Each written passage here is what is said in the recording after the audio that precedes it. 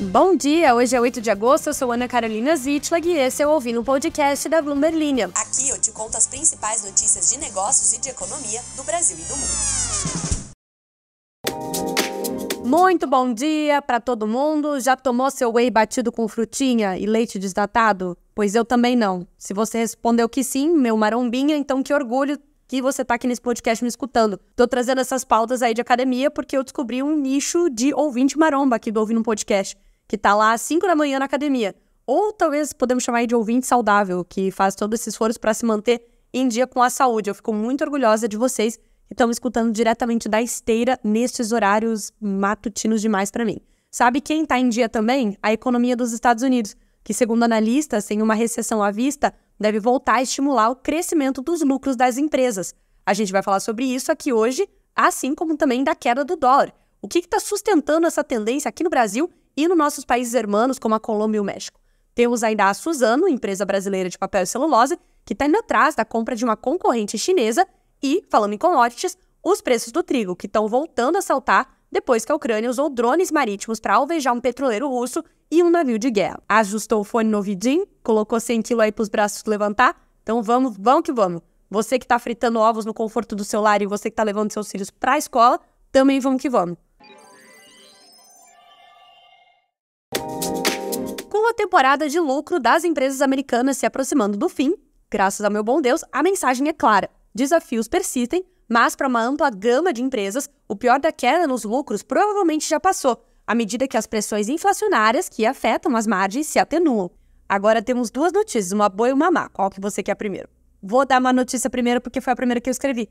A má notícia é que as empresas do índice S&P 500 estão caminhando para registrar o terceiro trimestre consecutivo de queda nos lucros, com ganhos por ação reduzidos em 7% após mais de 80% das empresas desse grupo terem divulgado seus resultados nesse último trimestre. A boa notícia, agora que você pediu, é que as perspectivas de lucro estão melhorando. De acordo com dados da Bloomberg Intelligence, o crescimento dos lucros, excluindo o setor de energia, deve retornar no trimestre atual. Esse otimismo aí também está retornando às salas de reuniões corporativas, à medida que os dados continuam mostrando uma economia resiliente capaz de sustentar um crescimento adicional. O Federal Reserve, Banco Central Americano, não prevê que as suas medidas rigorosas devam levar a economia a uma recessão.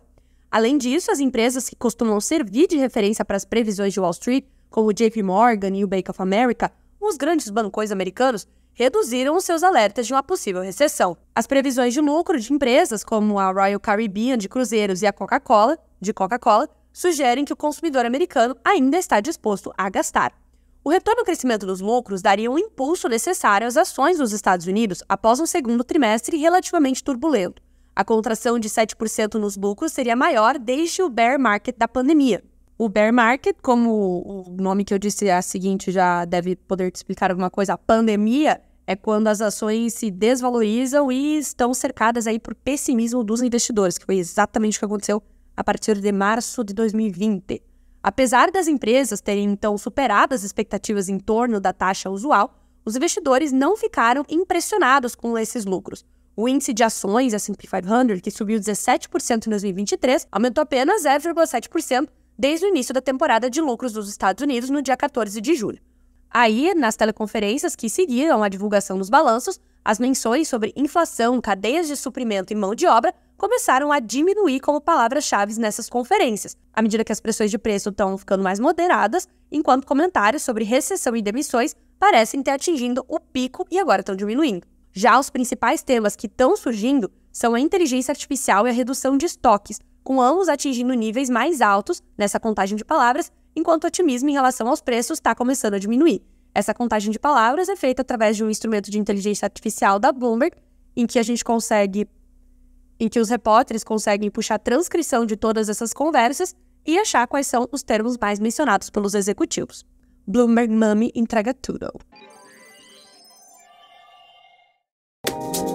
As moedas do Brasil, México e Colômbia, e eu só falo México assim, 3 das maiores economias da América Latina, tiveram valorizações próximas de 2 dígitos em relação ao dólar até o momento neste ano. Esse movimento aconteceu não apenas em razão de um contexto global mais favorável para as moedas emergentes, mas também devido à singularidade das condições locais em cada um desses países.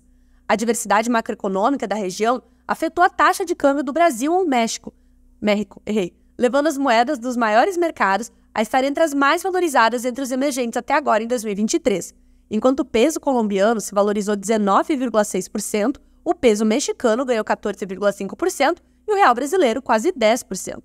Embora a fraqueza global do dólar tenha sido um dos principais ingredientes para essa dinâmica de valorização, fatores locais, o clima político e os investimentos promovidos pelos diferentes governos também desempenharam um papel fundamental. No cenário internacional, a perspectiva do Fed interromper o aumento das taxas de juros contribuiu para favorecer os investimentos em mercados emergentes como o Brasil, que ainda tem taxas de juros mais altas, apesar do nosso primeiro corte na semana passada. A visão de que o Banco Central dos Estados Unidos está conseguindo reduzir a inflação sem desencadear uma recessão, que a gente acabou de falar aí em cima na notícia de cima, que na verdade no podcast não faz sentido falar da notícia de cima e notícia anterior, também foi um alívio para os mercados financeiros. Essa redução da inflação sem uma recessão é chamada de soft landing, ou pouso suave.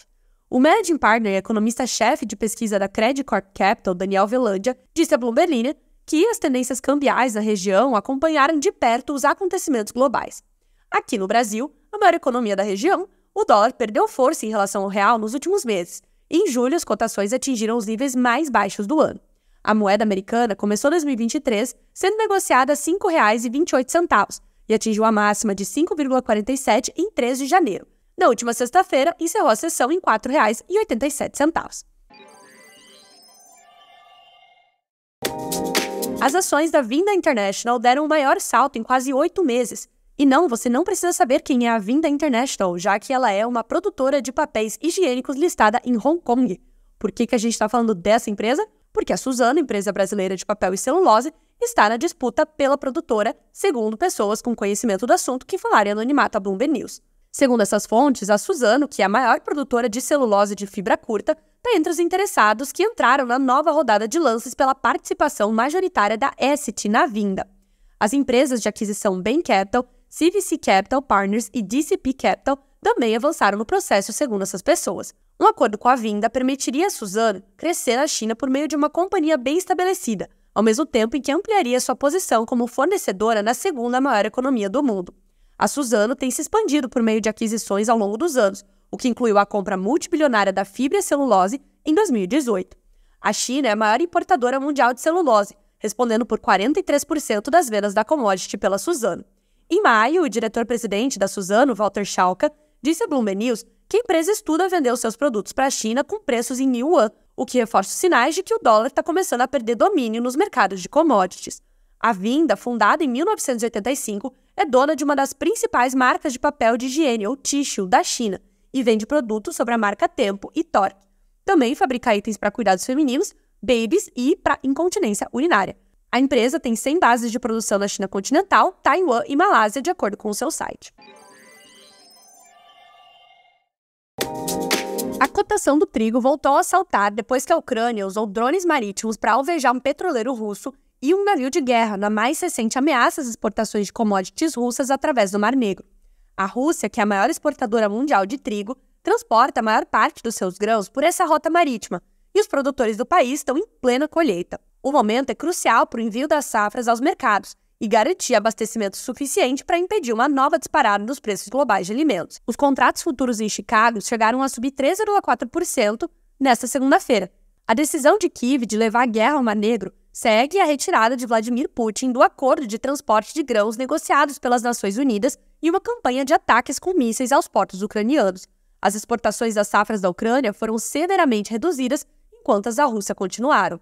A rota do Mar Negro também responde por 15 a 20% do petróleo que a Rússia vende diariamente nos mercados globais e também é um importante corredor para o petróleo do Cazaquistão. No ano, os futuros do trigo ainda estão caindo quase 20% devido às perspectivas de grandes safras dos principais exportadores e estoques globais ainda altos. Mas a cotação já subiu cerca de 9% desde o final de maio, com a escalada das tensões no Mar Negro. Acabou o episódio. Você, pessoa que é de São Paulo, você poderia me dar uma explicação?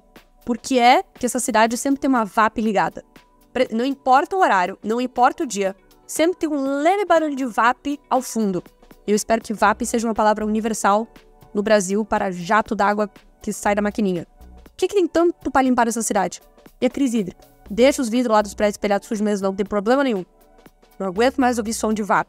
Gravar esse podcast aqui é sempre um desafio contra as VAPs da cidade. E hoje eu vou ler só um comentário que acabou de aparecer aqui, um novo, que é o do Diego, que ele, estava na academia na hora que ouviu o podcast e acelerou a esteira. Bora, Diego. Você que tá na esteira, ó, já deu 10 minutos, pode acelerar, põe aí. 9.0, vamos embora. Inclinação 2,9. Vamos correr, gente, se você tivesse preparo físico pra isso, tá? Se você não tiver, não faz isso que você vai cair. Ou vai passar mal, e a culpa não vai ser minha, tá bom? Bora, gente, bora acelerar isso aí. Grande beijo pra todo mundo, até amanhã. Agora, além de jornalista, também sou coach. Mentira, não sou. Beijos.